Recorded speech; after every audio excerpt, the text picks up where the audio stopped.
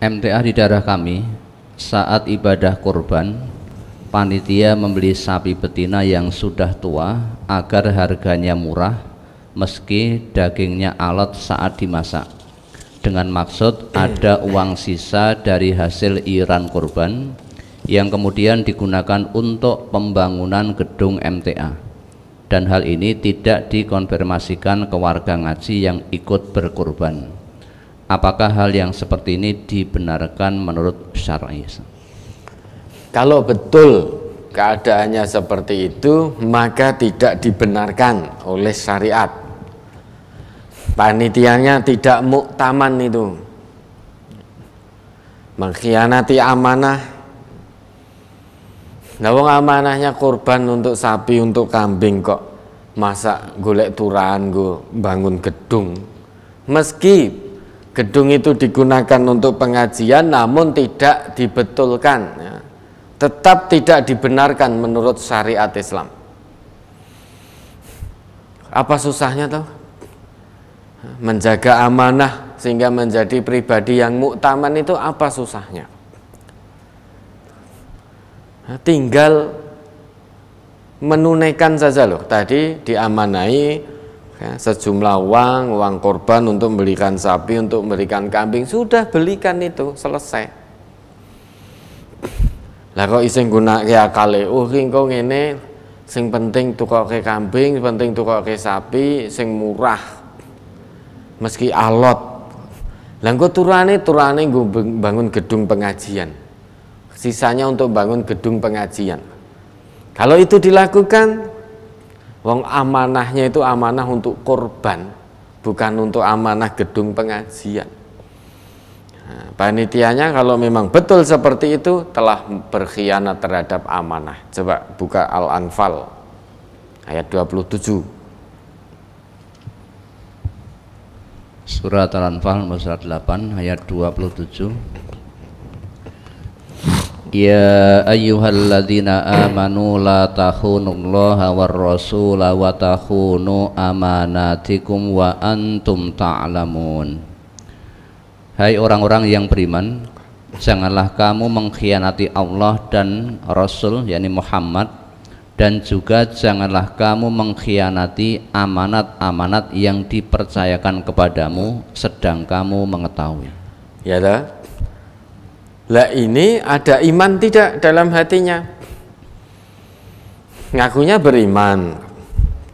Lah kok menyalahi amanahnya? Amanah tadi dipercayakan untuk korban. Lah kok golek turahan nggo bangun gedung pengajian.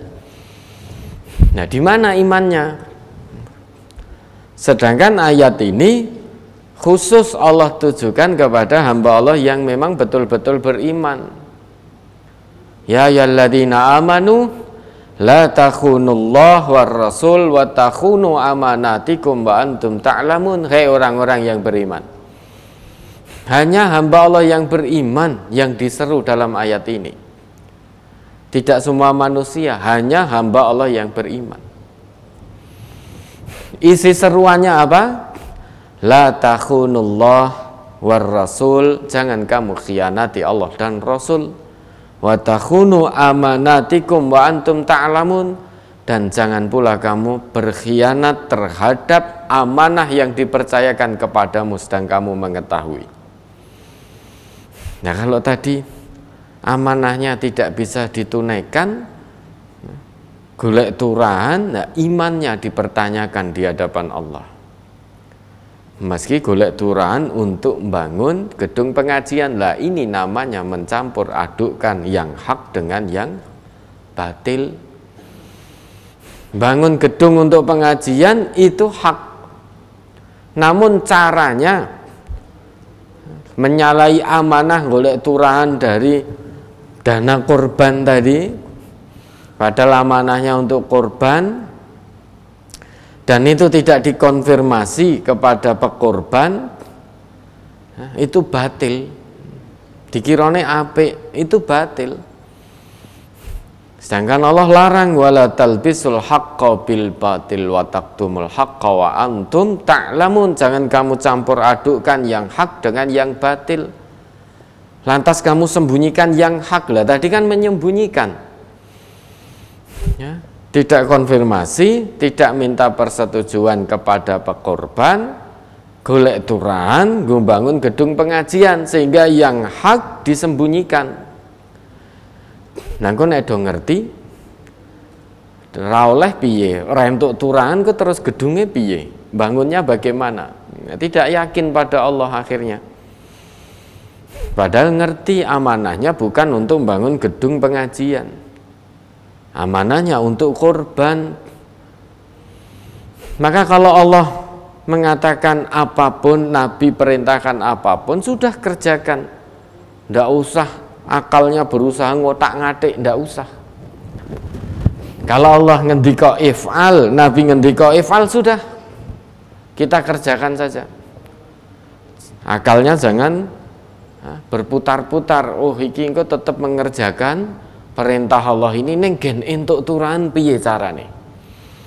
Padahal amanah seluruh dana itu untuk korban yang memang sesuai yang dikehendaki hewannya dalam syariat. Nah, ditukokke sing penting padha sapine, sing penting jenenge ya tetep sapi, ya tetep kambing. Ya, wis alot, lah engko entuk turahan. Entuk turahan berarti panitianya tadi tidak paham tujuan dari korban itu apa, tidak paham. Bukan darah, bukan dagingnya yang sampai kepada Allah, tetapi yang sampai adalah ketakwaannya.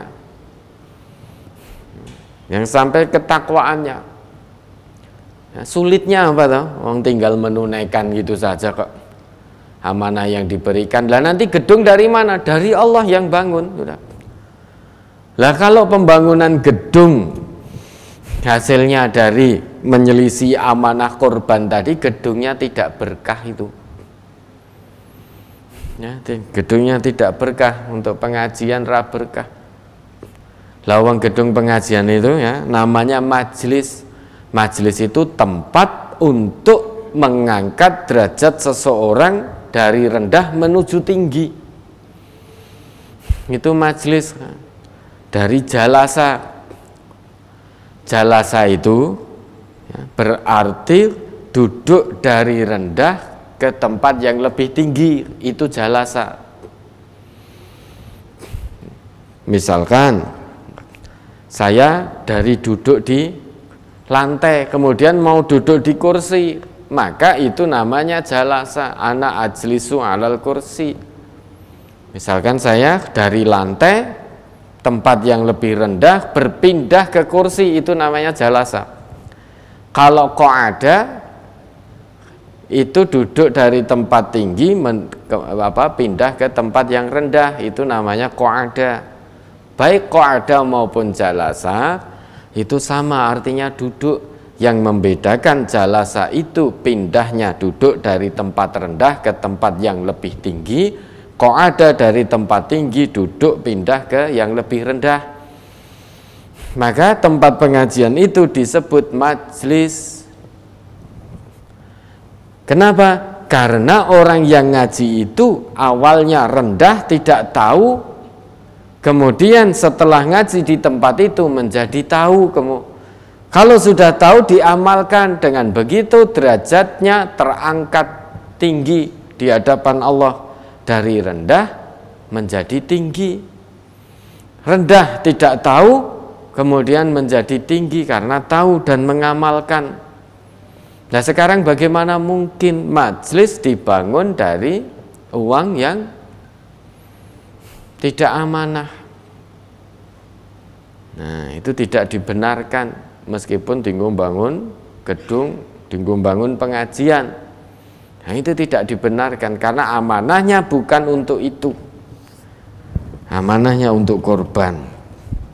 Sudah, kalau Allah, Quran, ya, Nabi melalui hadis-hadisnya ngendika if'al, sudah kita kerjakan. Kalau ngendika la taf'al, kita tinggalkan. Wis ora usah mikir neko-neko. Kalau if'al, sudah kan agama itu hanya dua, if'al la taf'al, sudah. Kerjakan atau jangan kerjakan. Kalau Allah dan Rasul sudah buat ketetapannya if'al, kerjakan, wes ndak usah mikir aneh-aneh. Pokoknya kerjakan. Kenapa? Karena ini perintah Allah dan Rasul. Kalau Allah dan Rasul la taf'al, sudah jangan kerjakan. Termasuk ini la takhunu, itu berarti la taf'al. Jangan kamu berkhianat terhadap amanah-amanah yang dipercayakan kepada kamu. Nah, kalau tadi diterjang berarti kita mengerjakan sesuatu yang dilarang oleh Allah. Padahal kalau Allah dan Rasul ngendika la taf'al, kewajiban kita hanya satu, sudah, kita jangan mengerjakan apa yang menjadi larangan Allah dan Rasulnya. Itu kalau kita beriman. Imannya dalam hati loh ya, bukan hanya di lisan. Kalau iman di lisan itu mudah. Ya, ngaku beriman, amantu billah, saya beriman kepada Allah dan hari akhir. Ketika lisan mengatakan itu ditanya buktine opo. Kalau kamu ngaku iman pada Allah dan hari akhir. Nah, untuk bisa membuktikan keimanan itu, iman harus masuk dalam hati, baru bisa diamalkan. Kalau imannya hanya di lisan, nah, tidak bisa diamalkan. Lisannya iman, hatinya tidak. Bagaimana mungkin seseorang mau atau bisa mengamalkan, membuktikan pengakuan keimanannya kalau iman itu tidak bisa masuk ke hati? Ya, dulu ada sekelompok orang-orang Arab Badui ngaku beriman. Wa qalatil a'rabu amanna. Langsung ditolak oleh Allah. Ditolak oleh Al-Qur'an. Ya. Ada sekelompok Arab Badui dengan lisannya mengaku beriman kepada Allah. Hanya lisannya yang mengaku iman, hatinya belum. Ditolak. Turun ayat kullam tu'minu walakin qulu aslamna walamma yadkhulil imanu fi qulubikum. Tunggu, aja ngaku iman sik, tunggu dulu. Iman itu butuh bukti. Bukti keimanan adalah amal soleh. Amal soleh itu hanya bisa dilakukan oleh orang-orang yang imannya masuk sampai hatinya. Kalau hanya berhenti di akal, di lisan, tunggu dulu. Jangan ngaku iman. Ya. Qul lam tu'minu. Jangan kamu mudah ngaku beriman kalau itu baru di lisan. Ya. Belum dibuktikan dalam perbuatanmu. Itu jangan ngaku iman. Lisannya ngaku iman, nih ya cik korupsi. Lisannya ngaku iman, ijik nyolong, ijik ngapusi. Lisannya ngaku iman, masih pergaulan bebas, tunggu dulu.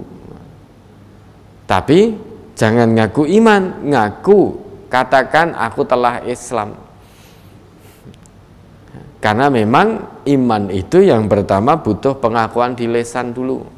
Iman itu secara sederhana takrirum bil lisan wa tasdiqum bil qalbi wa amalun bil jawarih, pengakuan di lisan, kemudian pembenaran dalam hati, kemudian setelah itu dibuktikan dengan amal perbuatan, itu iman.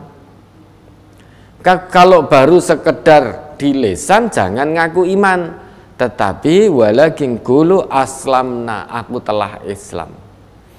Kenapa? Karena walamma yadkhulil iman fi qulubikum, iman belum masuk dalam hatimu, sehingga belum terbukti keimananmu. Bukti keimanan seseorang adalah amal soleh, itu buktinya. Dari ujung kepala sampai ujung kaki amal soleh. Kalau lesannya saja masih suka fitnah, suka goroh, suka ini itu dan lain sebagainya, menyakiti hati orang lain, nah, imannya baru di lisan, belum di hati, maka jangan ngaku iman. Ya, iman itu butuh bukti amal soleh. Wa basyiril ladina amanu wa amilus solihat. Kan gitu kata Allah. Ya. yang diperkenankan, diperbolehkan oleh Allah masuk surga nanti hanya yang memenuhi 2 syarat yang Allah berikan menurut Allah dalam Al-Baqarah ayat 25 itu. Siapa itu? Orang yang beriman dan imannya dibuktikan dengan amal soleh. Maka kalau terpenuhi 2 syarat ini, dia akan mendapatkan kabar gembira. Apa kabar gembiranya? Surga yang mengalir di bawahnya sungai-sungai. Di dalamnya akan mendapatkan kenikmatan yang abadi, termasuk pasangan hidup yang disucikan. Itu kriterianya 2. Tidak banyak-banyak, tidak seperti tempat kita bekerja, kriterianya banyak. Nah, panjenengan itu mau melamar pekerjaan di satu tempat, itu kan persyaratannya banyak. Usia sekian, ini sekian, ini, siap bekerja dalam tekanan, siap ini, banyak sekali itu kriterianya. Tempat kita bekerja, meskipun banyak, namun tidak sedikit manusia yang berusaha memenuhi kriteria yang diminta oleh tempat pekerjaan yang akan dia masuki. Karena dia tahu persis, kalau aku melamar pekerjaan ke tempat ini, kriteria yang diajukan tidak aku penuhi, maka otomatis ya, saya tidak akan diterima bekerja di tempat itu. Maka banyak manusia berlomba-lomba memenuhi kriteria, meski banyak persyaratannya. Tujuannya apa? Biar diterima di tempat pekerjaan tersebut, sehingga nanti dapat gaji dan lain sebagainya. Kesenangan duniawi. Itu pun banyak manusia yang berusaha berbenah dan berubah agar bisa diterima dalam melamar pekerjaan sesuai dengan kriteria. Tetapi banyak pula manusia yang tidak kepingin berubah dan berbenah untuk memenuhi kriteria surga yang Allah persyaratkan. Ya. Padahal Allah itu hanya mensyaratkan 2, iman dan amal soleh sudah. Kalau iman dan amal soleh, maka kamu berhak menjadi penghuni surga. Nah, untuk dunia saja kita luar biasa. Kriteria pekerjaan kita penuhi dengan tujuan biar diterima bekerja di tempat itu, karena tahu ada satu saja yang tidak bisa kita penuhi sebagai kriteria pekerjaan, kita tahu resikonya tidak diterima di tempat pekerjaan itu. Maka kita berusaha sekuat tenaga berbenah, berubah, memenuhi kriteria pekerjaan itu biar diterima. Masa untuk surga kita tidak mau berbenah, tidak mau berusaha, padahal untuk surga ini kenikmatannya abadi luar biasa. Ya, tentu harus lebih berbenah lagi, harus lebih kita usahakan lagi, termasuk salah satunya untuk dapat iman dan amal soleh, menjaga amanah. Salah satu bentuk amal soleh adalah menjaga amanah. Apapun yang diamanahkan kepada kita, itu bukti keimanan. Ya, tetap jaga amal solehnya. Karena amal soleh itu menjadi tanda bahwa iman sudah masuk di hati, bukan hanya sekedar di lisan. Kalau hanya sekedar di lisan, berarti imannya belum terbukti. Kalau imannya belum terbukti, maka jangan harap bisa diterima oleh Allah kelak di surganya. Karena syarat untuk menjadi penghuni surga yaitu iman dan amal soleh. Babasyiril ladzina amanu wa amilus solihat. Antara kata amanu dan amilus solihat di tengahnya ada wawu. Ya, di Al-Baqarah 25 itu loh, wa basyiril ladzina amanu wa amilus solihat. Antara amanu dan amilus solihat tengahnya ada huruf wawu. Wawunya itu wawul ma'iyah.